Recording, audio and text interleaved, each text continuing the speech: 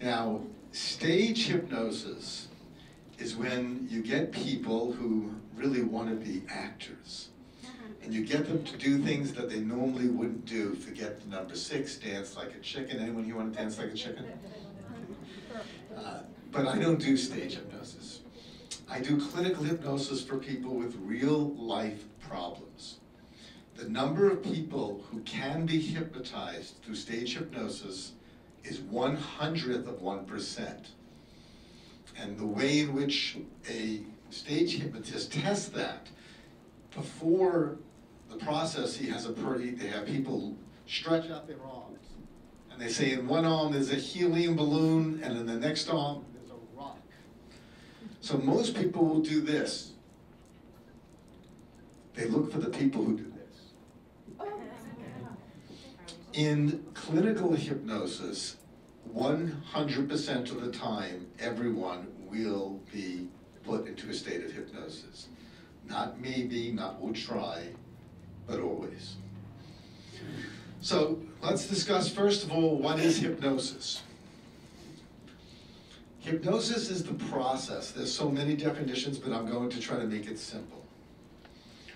It is the process by which a person is in a state of relaxation that the frontal lobe, which is this part of the brain, it's also called the Homo sapien brain or the rational cognitive brain. It's called the rational cognitive brain because it's the seat of reason. But if it's about 50,000 years old, then it dates back to the time that Homo sapiens dominated or eliminated the other primates, the Cro-Magnons, and so on and so forth, Neanderthals. It is the smartest part of the brain, but it is the least effectual. How many times have you said, I'm going to do this? I'm not going to eat that cookie. I'm not going to drink.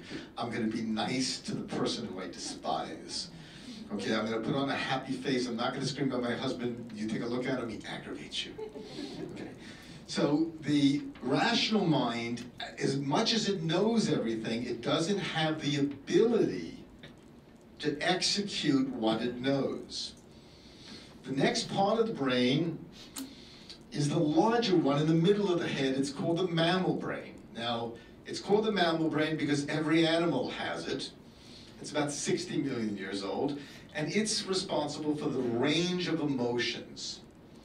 The range of emotions from love to hate to self-discipline to self-esteem, and the list goes on and on. Most of the time, the person's problem lies within that part of the brain. The last part is in the back of the head. It's called the reptilian brain.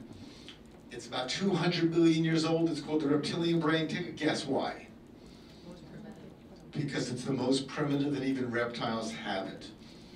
That part of the brain does only one thing. It gravitates towards pleasure. It avoids pain. It is the addiction center of the brain. Alcohol, sex, drugs, and food. It sees the cupcake. Okay. Then it sees the scale. Okay. Okay. So it has, by the way, it has no conscience. None. Zero.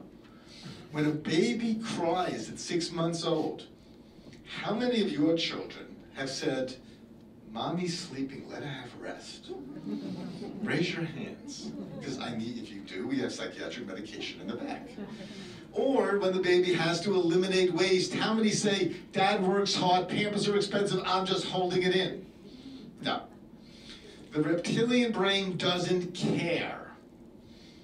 Now, the problem is that each part of the brain operates on a different frequency. The brain itself is about 3.5 pounds of fat tissue, mostly 80% fat tissue, 100 billion neurons, about 6 trillion dendrites, and they're little branches that run off the neurons, and assorted neurotransmitters.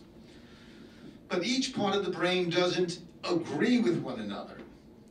And it is that lack of agreement, it is that lack of symmetry between the brain that causes everyone to have every single problem that you have. You see, the frontal lobe says, if I don't lose weight, my health is going to suffer. If I don't lose weight, I am going to lose 10 to 15 years of my life and maybe 20 years of the type of life that I want to enjoy. Because how many here want to simply exist, and how many here want to live? I want to live, okay? I don't want to exist. I don't want to ever grow old. And I actually completely and fully believe that you never have to grow old. That you can be active and healthy until the day that you're dancing, you know, at your great-great-great-grandchildren's wedding and you fall in the cake.